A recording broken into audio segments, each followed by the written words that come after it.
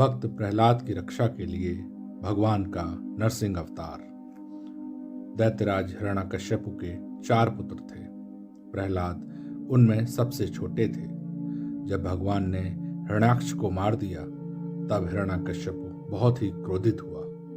उसने अपने भाई की मृत्यु का बदला लेने का निश्चय किया।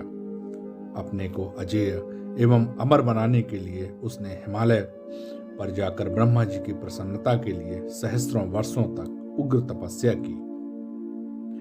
उसकी तपस्या से संतुष्ट होकर ब्रह्मा जी ने उसे शस्त्र अस्त्र से रात में, दिन में, जमीन पर, आकाश में तथा किसी भी प्राणी से न मारे जाने का वरदान दिया। हिरण्यकश्यपु के तपस्या काल में इंद्र ने उसके राज्य पर आक्रमण कर लिया। दैत्य परास्त होकर भाग गए। देवराज ने हिरण्यकश्यपु की पत्नी कयाधु को बंदी बना लिया और देवलोक ले जाने लगे। उस समय प्रहलाद गर्भ में थे। देवर्षि नारद ने उसके गर्भ में भगवत भक्त होने की बात कहकर इंद्र से कयाधु को छुड़ा लिया और उसे अपने आश्रम में आश्रय दिया। देवर्षि नारद कयाधु को भगवत भक्ति का उपदेश करते थे। फलस्वरूप गर्भ में ही प्रहलाद ने उन उपदेशों को ग्रहण कर लिया। वरदान प्राप्त करके वापस लौटने पर हिरण्यकश्यप ने समस्त देवताओं एवं लोकपालों को जीत लिया। धर्म का वह घोर विरोधी हो गया। उसके राज्य में पूजा पाठ, यज्ञ आदि सब कार्य बंद कर दिए गए।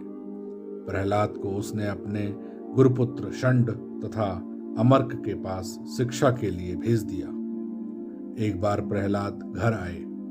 माता ने उनसे पिता के चरणों में प्रणाम करवाया। हिरण्यकश्यपु ने प्रहलाद को गोद में बैठा लिया। उसने स्नेहपूर्वक पूछा, बेटा, अब तक तुमने जो कुछ पढ़ा है उसमें से कोई अच्छी बात मुझे भी सुनाओ।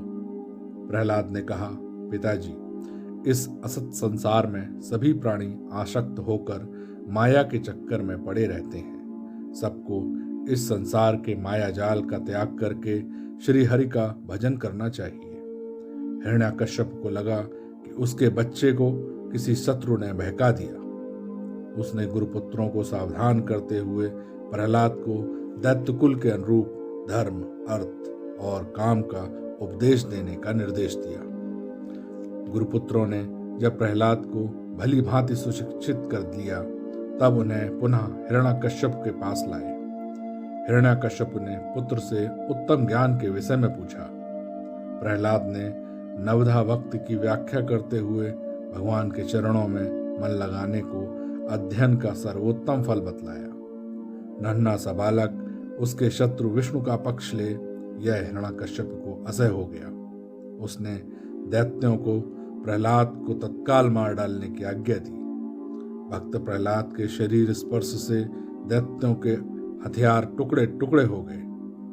शेर और मतवाले हाथी उनके सामने पहुंचते ही शांत हो गए। विष अमृत हो गया। भक्त को जलाने के प्रयास में होलिका स्वयं स्वाहा हो गई।